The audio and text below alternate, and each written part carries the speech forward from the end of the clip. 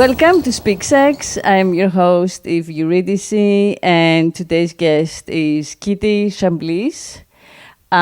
Kitty is the founder of the website and movement, a Facebook page called Loving Without Boundaries.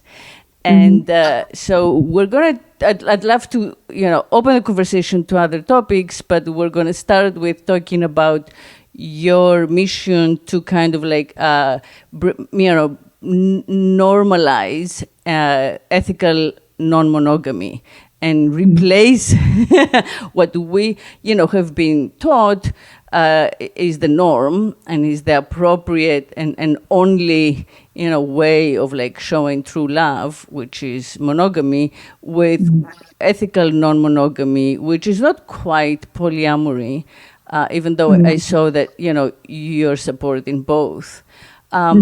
So, and I also know that you are associated with the Woodhull Foundation, which is a great foundation based in DC. It's a human rights nonprofit that is focused on sexual right as a basic human right.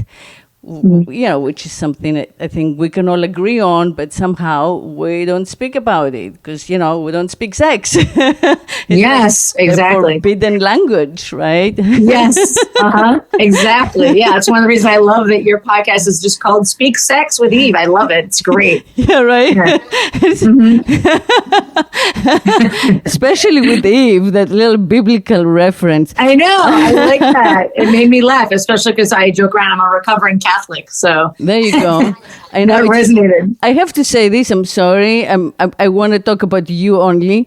But speaking of Eve and speaking of the Bible, I was just reading the news and they were talking about the Democratic, the DNC, the National Convention. Yes. And they were talking about Biden's son, and there was an article. There was a note about how he had an affair, I believe, with his deceased brother's widow, so the wife of his brother who passed away after he and his wife had separated.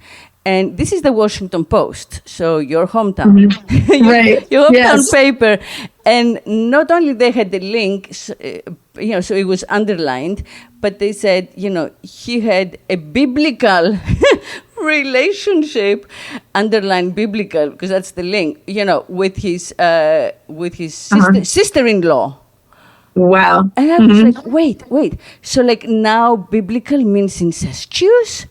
Whoa. I didn't know this is the metaphor. It's like, well, my first go-to was that they just meant that they had intimate relations and they didn't actually want to use the word sex, but who knows what they really meant, right? I don't know. I thought like, why can't they say, an affair or yeah, they don't have to say sex. So I don't know where the word biblical came from, but that's interesting how, it is interesting. It started as like the book of law, the book of like, patriarchal law that was not allowing us anything. And here we are like with biblical meaning all kinds of stuff.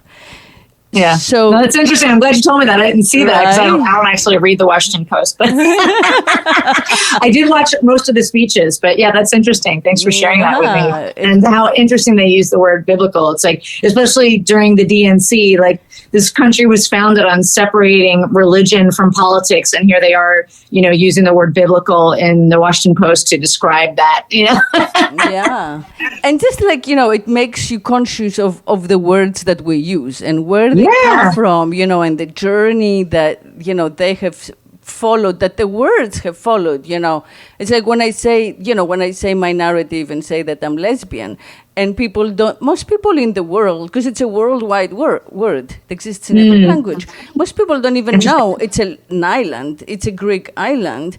And the women born there are lesbians with a capital L, right? And the small l is the meaning of homosexual, because in like 600 BC, there was a really gifted woman writer, poet who wrote about loving women. So it's like, whoa, what? What? Yeah, that's fascinating. Then if you Google like lesbian or even the poet's name, which is kind of like literary knowledge, you'll get all of like the, online porn of like girl on girl. Yeah. That's hilarious. What? So being aware of what we say and how we say it, I think is like a fundamental part of being a sexual being, of kind of like acting out on our sexual human right. And that's where you come in with the term non-monogamy, but ethical. So the whole thing, the whole like shtick has been that monogamy is ethical and moral, and non-monogamy is non-ethical and immoral, right? Right.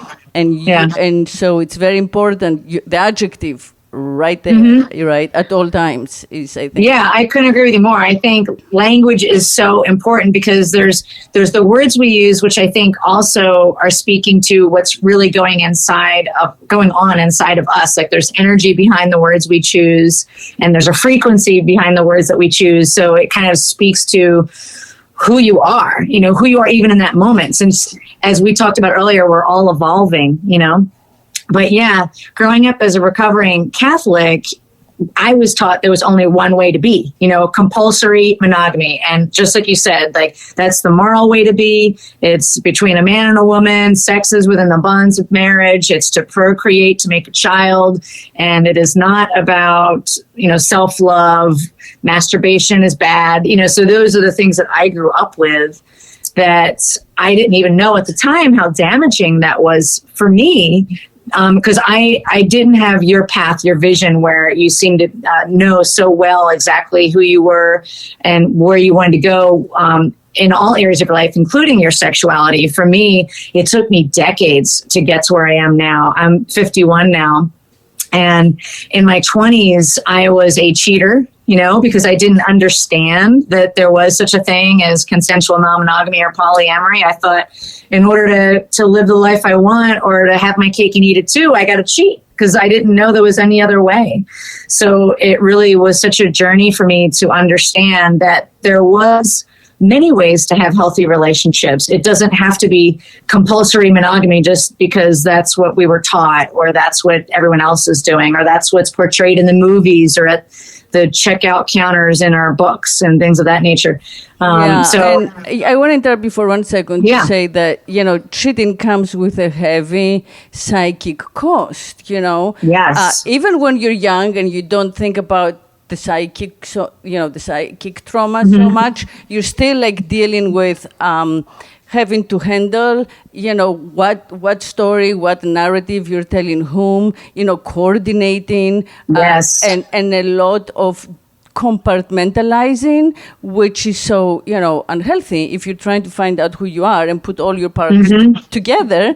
And instead, you're a different person with like each, let's say lover, because you don't, how can you know who you are where all you're trying to do is like not get caught for being real, for being you. So cheating comes not just at the cost of like the relationship or the partner. No, that's secondary. It's mostly like our own, the cheater is the one who pays the bigger price. And has a harder time like finding wholeness again, right? Yeah. I'm so glad you said that. You said it so beautifully. I couldn't have said it any better. But yeah, for me, it can come down to you start chipping away at your own self-esteem. But I even like the way that you said it because it takes you away from your own wholeness. And it's almost like you're denying who you really are in those moments. And then, like you said, you're also denying the person that you're with from seeing all of you. Like you said, you're only showing them a fraction of who you are. So yeah, you really said that so beautifully. But yeah, so for me, I just realized that I was starting to I was living outside of my values, but then I had to kind of stop and think, well, what are my values? And at the time, I wasn't thinking so much about my sexuality, but I was thinking in terms of, I want to live a life of integrity. I want to honor who I am. I want to be honest. And so that's kind of how I discovered consensual non-monogamy. And I eventually today identify mostly as a polyamorous, which, as you said, is kind of like a subset of open relationships. But it's been such a journey, and that's partly why I do what I do. Is I don't want people to have to wallow around and suffer for years and years the way I did, and I want to be able to help them in a really powerful way, like learning from my mistakes or learn from my years of research, so that you don't have to figure it out on your own or have it take decades instead of weeks or months. So that's partly why I do the work that I do now, and why I created the Loving Without Boundaries mission, was because I really wish there was somebody like me or like you when I was young saying, hey, there's lots of different ways you can live your life. You can live it the way you were taught, but you can also live it these other ways that maybe you weren't taught very openly. But here's what that can look like. Here's what that type of existence can be. Here's why that's rewarding. But I didn't have that. I had to kind of bob around and fall on my face a whole bunch of times, which is partly, I'm not sorry any of that happened, right? Because I think our challenges are really what builds that strength and shows us who we are, right? It builds that resilience to get to this moment in time where I get to have this awesome conversation with you. So I'm delighted for that. Yeah, I am too. Yeah, and sometimes you have to have loss or pain, right, to get that motivation toward change. Because change isn't comfortable, and it's just too bad. It's too fucking bad that we all have to change our social conditioning in order to begin to approximate our truth. And I feel that we owe it not just to our partners, as a kind of offering of trust, and of course to ourselves as a quality of life, but also to our children, and all people, to try and normalize them and socialize them in a different way, and bring knowledge and awareness to the world at large. I always kind of imagine, I always ask myself, why are all the reality TV shows about matchmaking and whom to marry and the richest human person you can marry, instead of this, who is the most, polyamorous, and what's the most ethically non-monogamous relationship you can have, or why isn't that the focus of the conversation on whatever Oprah? And it seems that the norm, the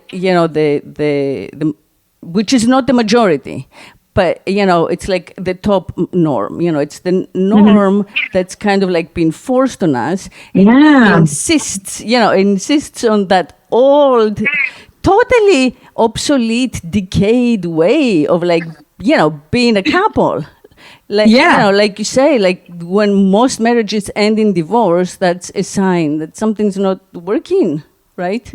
Yeah. I love the way you said that too. Yeah. When you think about those reality shows like The Bachelorette and The Bachelor, it's they've got this tunnel vision. This is the only way you can be. You've got to go get married. You've got to go have the 2.5 kids and the picket fence.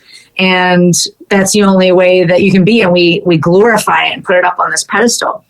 But I love that. What if we, honored the rainbow, right? We honored all the different ways that you can be and kind of not glorified it, but just shined a spotlight on that and, made it a different kind of a contest. Let's see how different we can be and how, nonconformist we can be. There's a book I read recently called The Art of Nonconformity by Chris Gilbo that brings me such joy if any of your listeners might enjoy it. But it just talks about that, going the path less traveled, and what does that look like?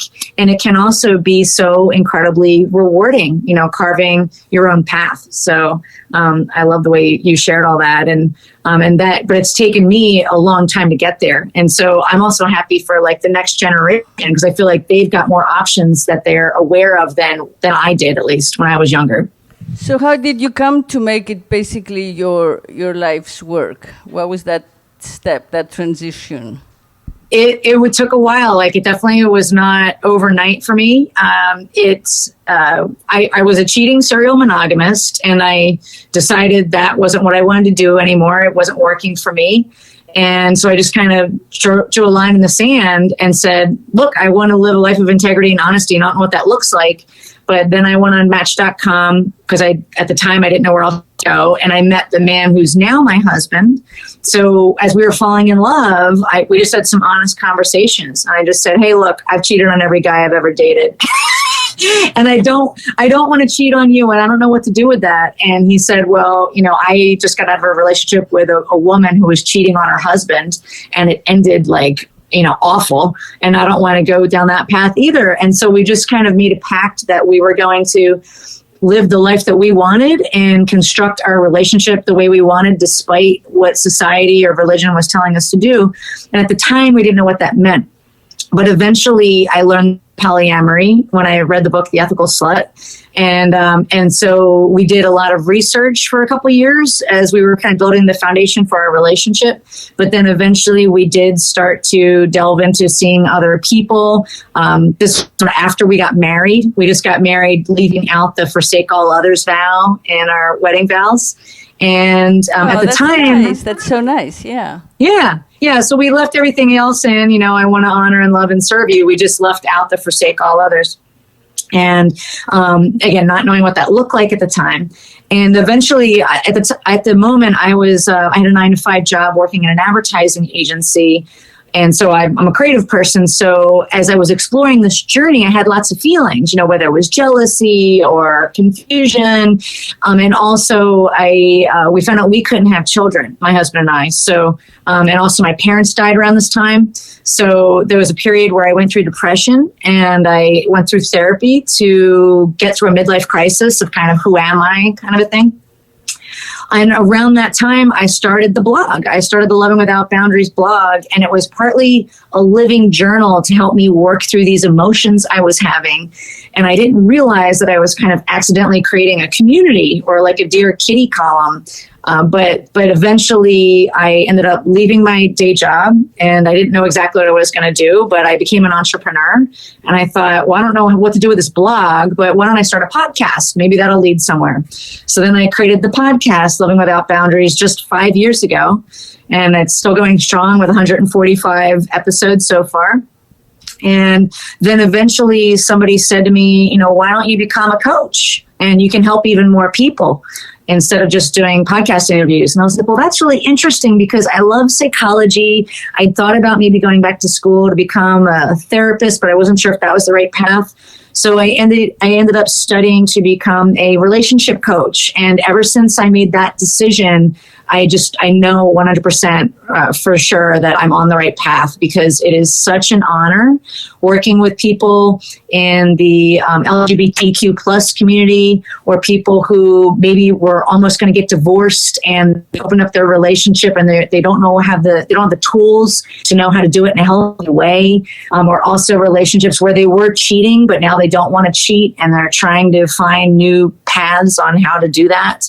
And also people who want to live their most authentic life, like owning their sexuality, being sex positive in a mostly sex negative world. So I also help people explore their kinks in a shame-free environment. So that's kind of the long-winded answer of how I got from point A to point B. But it's taken me decades, I loved my first career working as an artist, a graphic designer, and up to a creative director at an advertising agency. But this kind of second career really resonates with me. And I still get to use those artistic talents to design my website or other endeavors like that, like to put together worksheets for my clients and things of that nature. And when the world opens up, I also went back to school for art. So I was taking art classes once a week just to kind of get my hands in that. And I resonate with figure drawing. So I take naked figure drawing, and I hope someday to be illustrating my own sex books, drawing the people in different sex positions. That's kind of one of my big goals. Like how to kind of continue the journey, Yeah. But yeah, I love that. I like the big picture. Mm-hmm. Yeah, I love that. I feel that that's one of the only ways to kind of live a fulfilling life. Is to kind of change around what you do because we have so many facets and so many gifts, and we have so many like unknown geniuses. There's so much like lost genius in humanity, and I feel that the reason is that the production machine wants us to be replicable.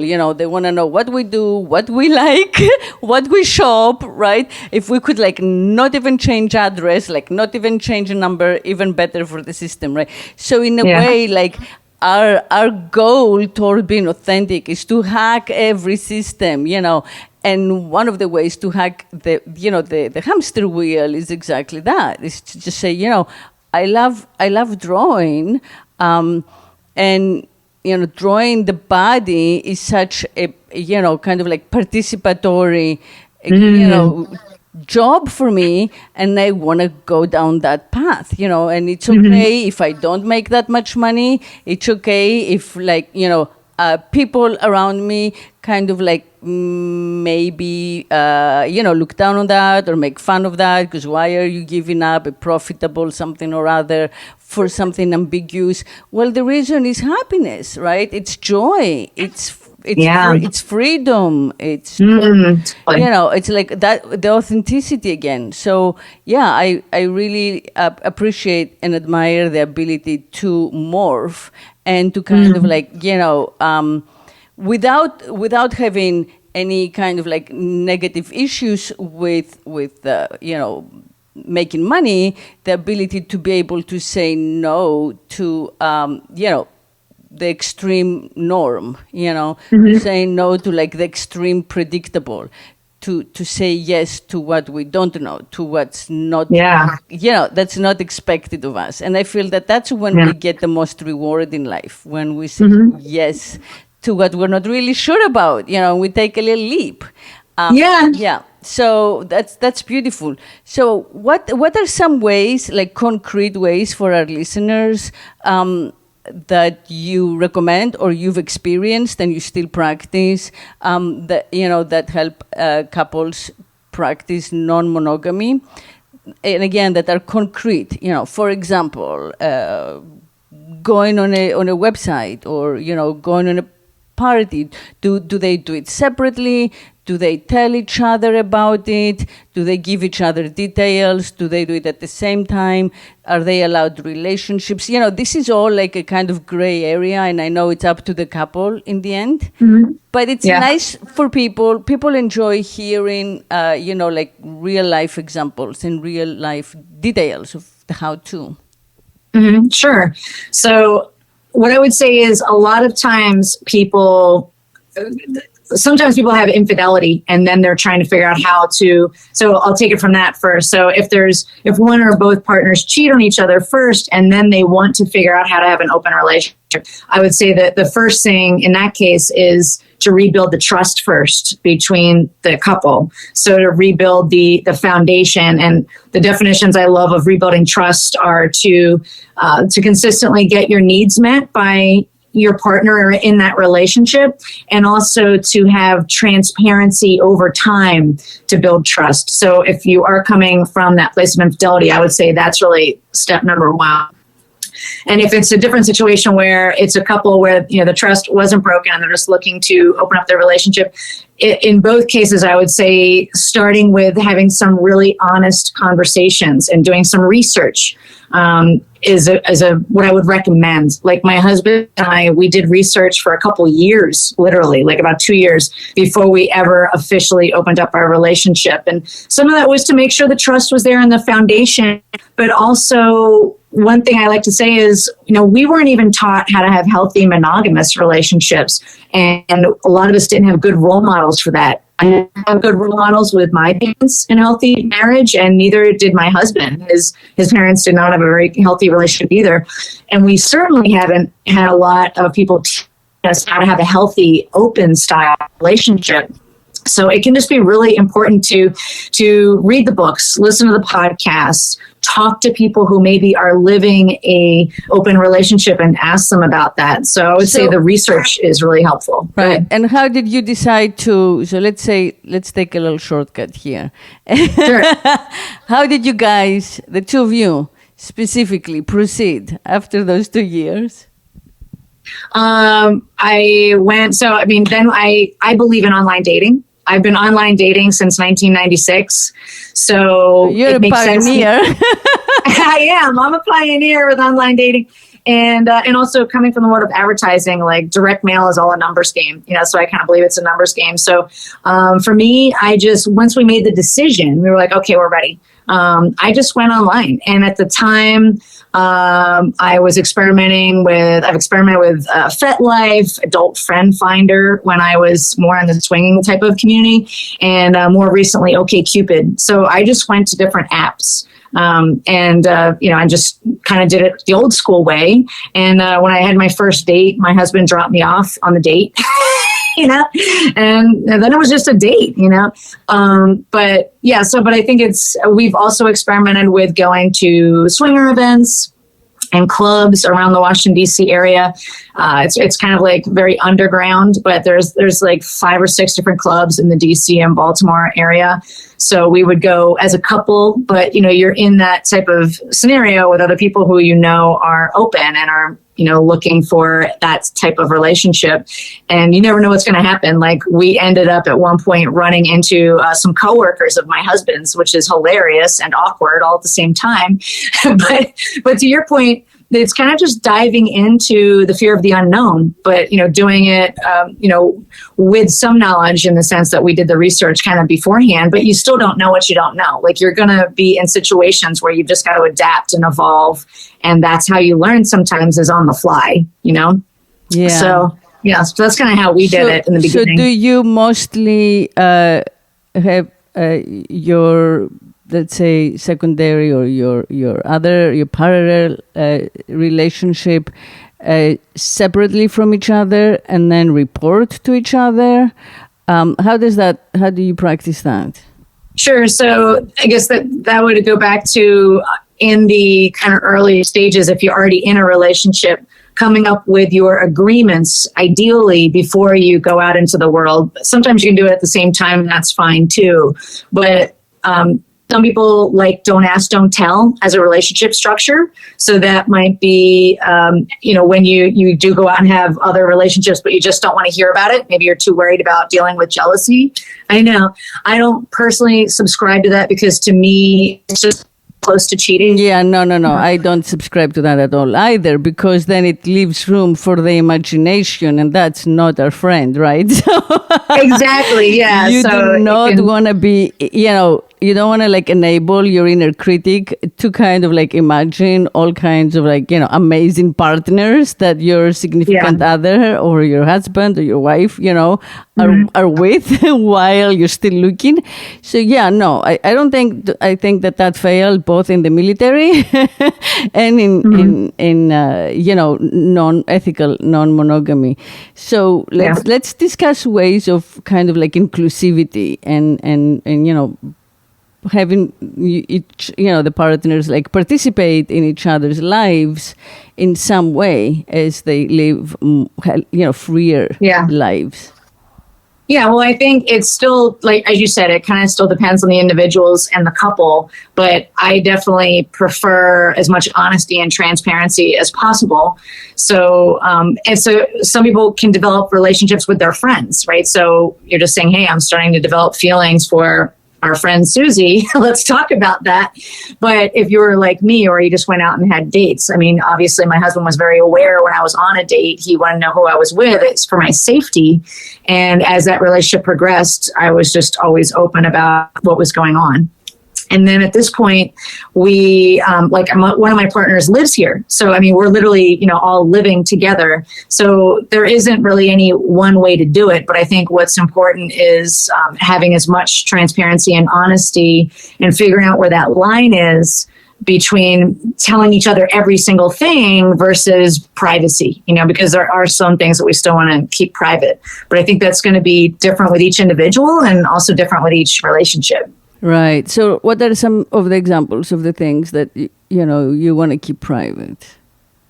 Well, I guess for me on the sexual side, like I have a little bit more of a BDSM Dom sub relationship with one of my partners, whereas with my husband, it's a little bit more what we call vanilla in the bedroom. And so he knows that, but I don't really tell him about, when we're hanging from the chandelier and all the details of what we're doing, and vice versa. But we've even experimented with that because it can also be a little bit sexy, right? To start delving into talking about something. Yeah. Yeah. And that's interesting, actually, I think, as an overall, door opener. If you are in a relationship that has already like existed for a number of years and has a good, purpose, like it fulfills you in all kinds of ways, right?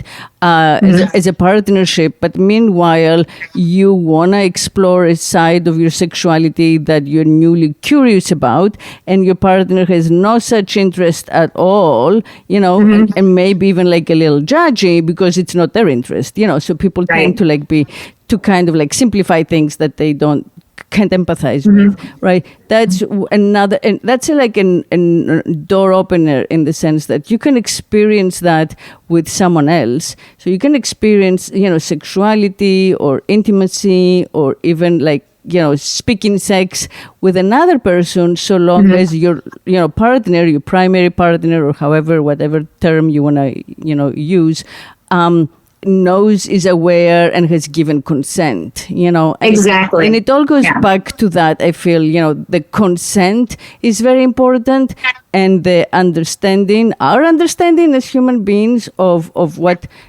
free consent is, and the difference between like consent and coercion, kind of like nagging someone and pushing them and, until you can turn the no into a yes is not consent, because it's going to come back and bite you. It's going to be taken back inevitably, right? So it has to be given, freely and from a place of like understanding and empathy and respect and trust.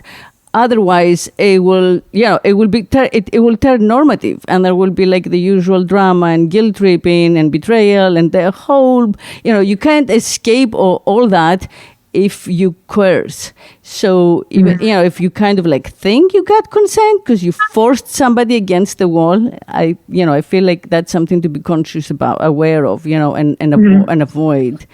So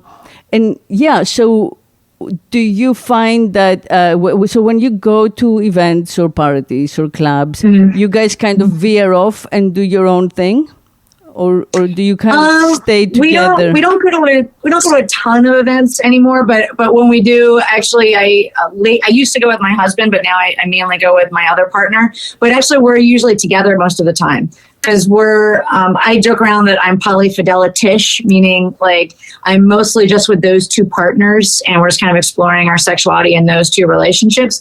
So when I'm at events, I might, just be kind of running around with him and experimenting with, do we want to check out the BDSM booth over here? Or we're kind of exploring our own sexuality, but doing it in an open way and wearing crazy looking outfits and, just like letting our freak flag fly, as I often say. Yes, hallelujah. Yeah, exactly. Yeah. And I'm not necessarily looking for partners right now, but I guess if I was looking for partners, I just would probably go back online and just, put another dating profile up, because I still like that in terms of getting to know somebody's mind a little bit first before I meet them in person. And, but I'm still open to meeting people when we are at events, but usually I've never had a relationship out of that personally, but I've made some great friends, when I go to events, but it's mostly been for me about kind of us exploring our sexuality together. And I happen to have multiple partners, Yeah. And again, you need like all the trust, because sometimes, a partner will go to a party or will go to an event and everything will seem amazing. And then like, it could be weeks or months later, the insecurity, like, rears its an ugly head. And something that was, consented to before may somehow, like retroactively seem, like unacceptable or like a betrayal. There are all kinds, the human heart, especially in the process that we are now of like evolving from one kind of oppression to, a greater like opening, hopefully, that change, it's very fraught with, all kinds of like unexpected reactions and all kinds of things come up from our past. And, you gotta kind of like keep being aware on a daily basis and, slowing down our reactions so we can make sure it's our own, and not one that like we've inherited or been taught, right? Yeah. Yeah, no, I agree wholeheartedly with everything that you said there. I mean, when we are engaging in multiple relationships, it can bring up, as you said, trauma from the past and hurts from the past, but that can be a really good thing because as they bubble up, we can start healing those things once we become aware of them. But it is a byproduct in some cases of opening up a relationship or having multiple relationships because we're like, whoa, where did that feeling come from? What's that jealousy or insecurity or what's that? But that can be... I call it sometimes our emotions are like the check engine light on your car. It's letting you know that you have to check under the hood to see what's going on. Maybe you need to take care of something. Yeah. So it can be very healing. Yeah. Yeah. Yeah. And I also always speak to the idea of like owning a human, which of course is like the dictionary definition of slavery. But in a sense. We cannot own another, you can't own what's in the heart or the mind of another person. So it's kind of like a doomed quest. You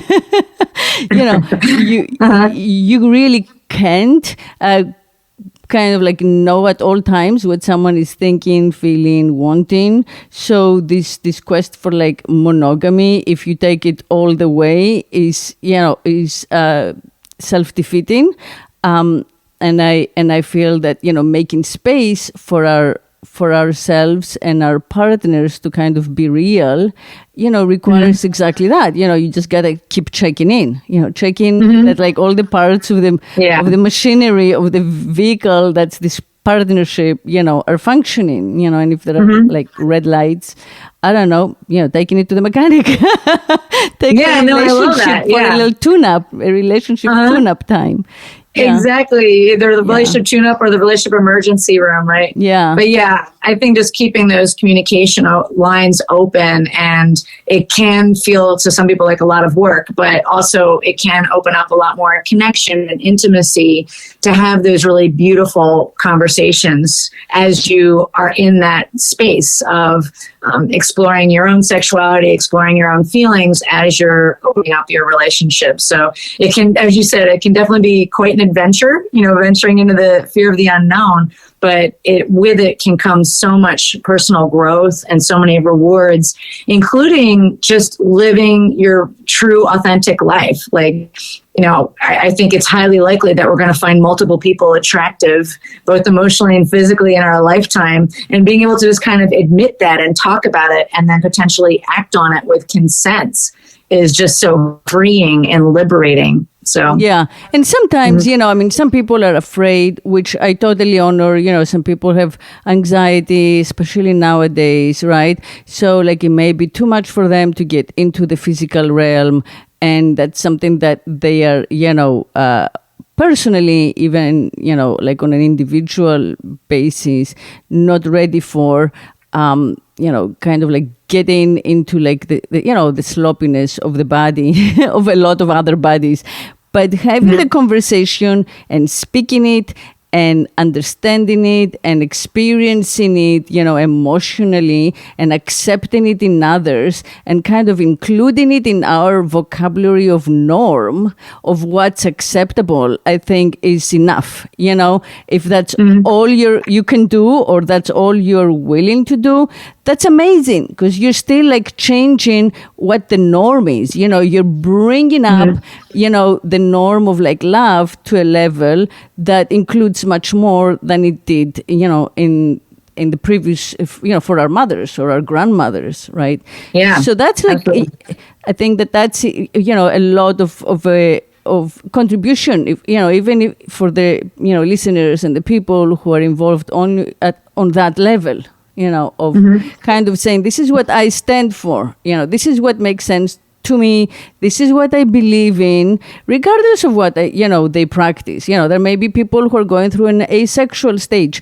That's beautiful too, if they discuss it and if they bring up what they would be open to, were they willing or interested in sexual exchange. So I feel that the dialogue and I put emphasis on the speaking, the dialogue, the coaching, the community building, the kind of lifting the veil, the revealing of what's going on, in fact, among humans is so, useful socially, as we, enter the 21st century, as we enter the whatever, the way that it's counted these days, it's the third millennium. There've been so many more, but yeah, the third millennium of this particular civilization.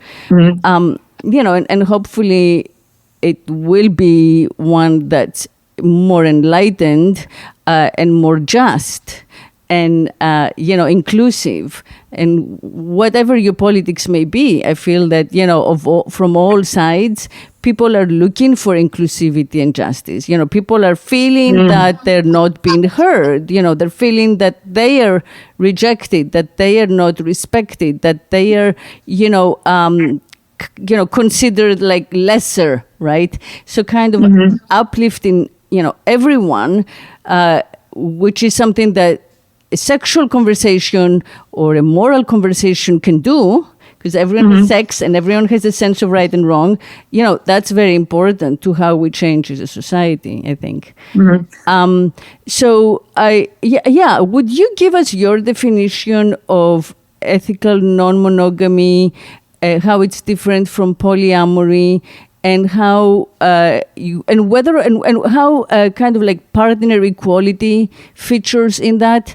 Like, is there a requirement or a way to assure that both partners are feeling equal, even if one kind of engages much more in extracurricular than the other? Yeah, those questions.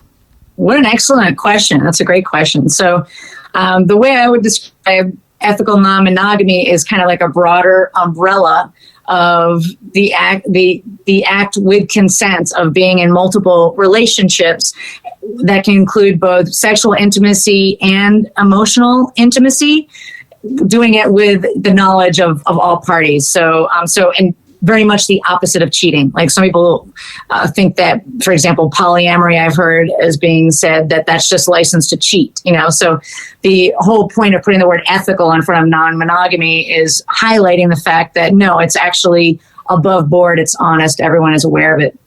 Polyamory, I would describe as a subset of that, where the focus is very much more on love. It doesn't mean that there isn't possibly sex as well, but the focus is more on the amory part, the amore.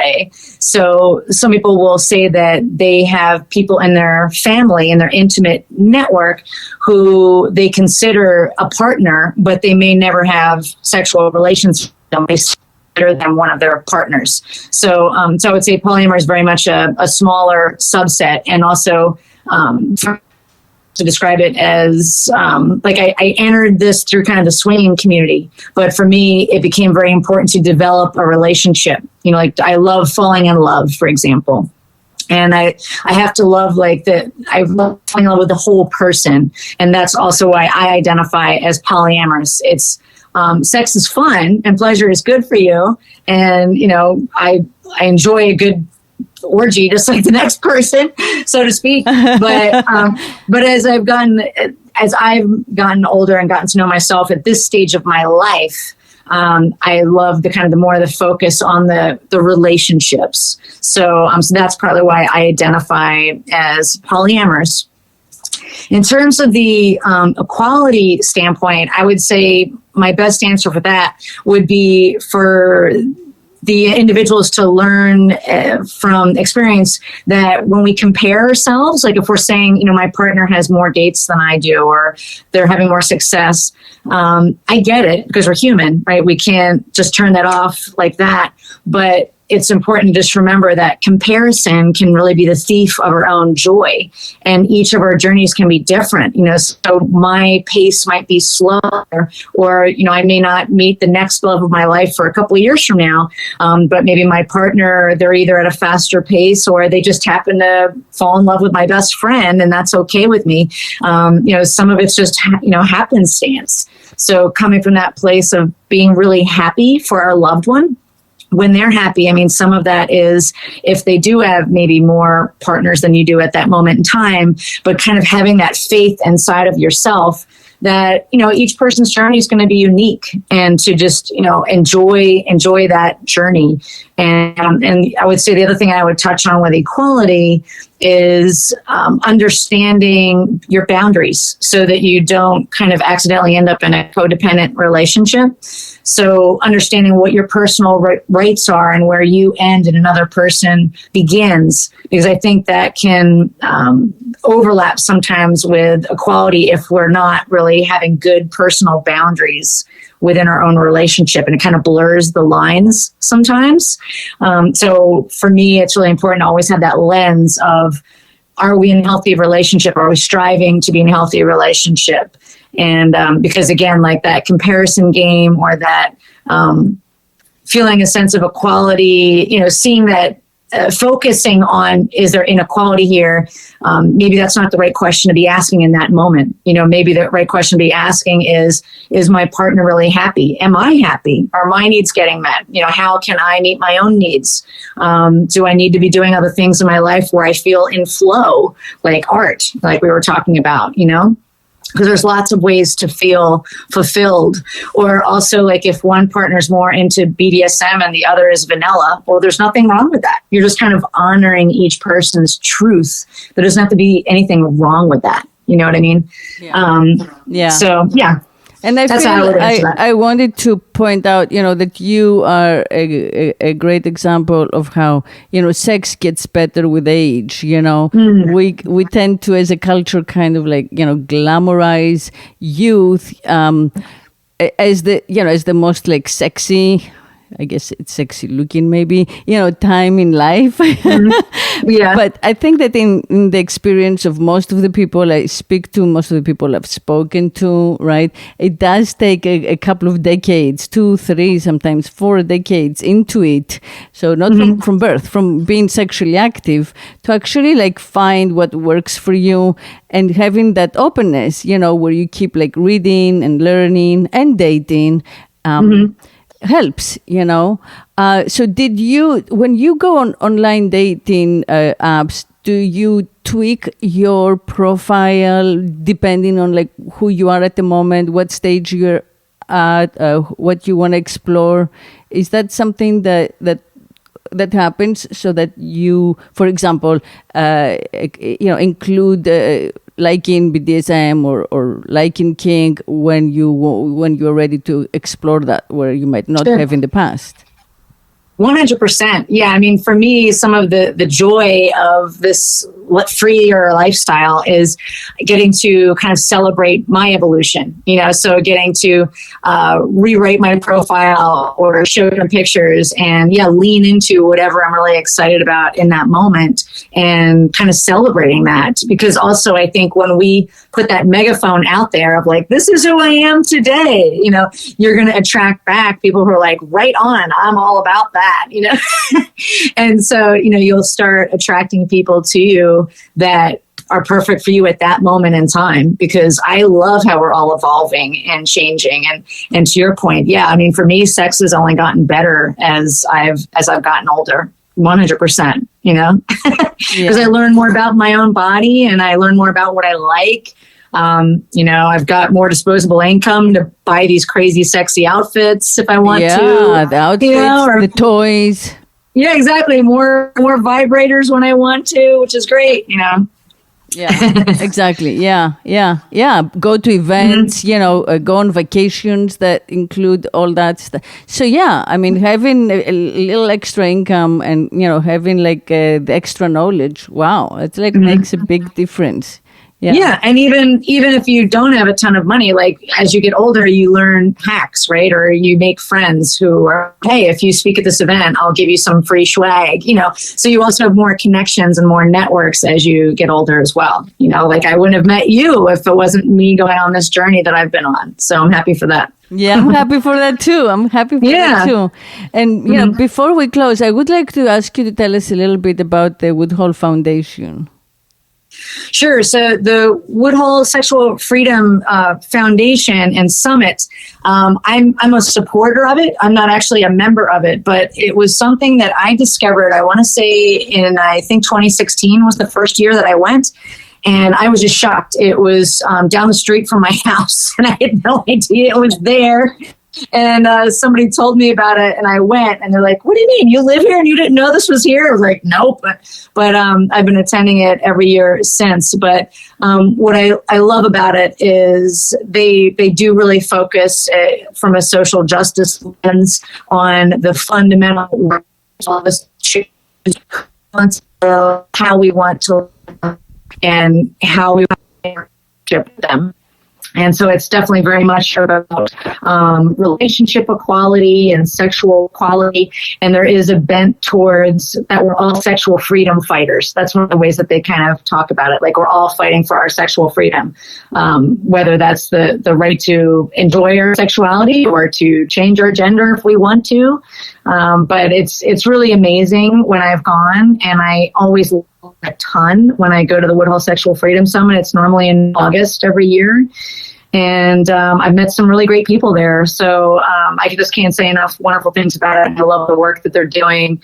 They also talk a lot about, the rights for sex workers and just different people who are on, the fringe of society, doing their best to live their best life or to make a living, and how we can support people and also help them get the right mental health support that they need. And just really wrapping our arms around the whole LGBTQ plus community as well. So it's really an amazing organization. So thank you for asking that. Yeah. And I feel that one of the best things that has happened to marriage is the legalization of gay marriage, because the definition of equality in marriage, came along with that, right? So it kind of stretched open considerably, right, the confines of marriage, at least for the females, the more cis traditional conventional, female partners who identified with marriage as dependency, confinement, right, and had a hard time feeling any type of equality in it. So yeah, I think that bringing in what we think, you use the word fringe, bringing in the outliers, the ones who don't quite fit is the best way to open it up for everyone, to express ourselves. So, and hopefully there is so much more to be done, but, hopefully our numbers will grow and our accessibility will grow. And absolutely. Yeah, this community will just, get bigger and bigger. So, thank you for, I'd like to know if there is anything else you want to talk about. And then, of course, I will need you to, share your credentials, your website, your podcast. Sure. Yeah, I would just say another organization that I'm trying to be a part of is called the American Psychological Association Consensual Non-Monogamy Task Force. So that's based out of Berkeley, California, where they are helping to destigmatize consensual non-monogamy and also, again, help people from healthcare workers, regardless of your gender or if you identify as consensually non-monogamous or not. So that's another plug I'd love to make there. And I guess the only other thing I would add is just, for you and your listeners, anyone who is living their most authentic life, whether it is from a place of being gender fluid or wanting to have relationship equality. I just want to honor you and your listeners. Like, it takes, bravery and courage to swim upstream in our world and to walk to the beat of a different drummer and to really own who you are. And just know that, I see you, I honor you, and it can just get better if you want it to get better. And also, there is never any harm if you are needing of any help. It's okay to reach out. I think a lot of people feel a lot of stigma around reaching out, whether it's for a therapist or a coach. That can sometimes be the best thing that you can do, so that you can get to the place that you want to be in your life in a much faster way and start living out your dreams today. So yeah, and as far as where to find me and my work, you can just go to lovingwithoutboundaries.com, and there you can find the podcast of the same name, as well as I have a masterclass there called Jealousy Survival Guide for people who are struggling as they're opening up their relationships. And you can find my blog there. You'll find our podcast interview there shortly. But yeah, it's just an honor to serve the community, and I'm so grateful to be here. And thank you so much for having me on. It's been a pleasure to get to know you better. And I really appreciate all the work that you're doing. Thank you. I appreciate you too. And I hope we continue our conversation. And I do hope that, we find ways to work together, because I think we're just, in the same path. So I'm so happy that I was able to be on your podcast and that you were able to come and speak to our listeners. And this way I get to know you so much better. And until next time, everybody keep speaking sex.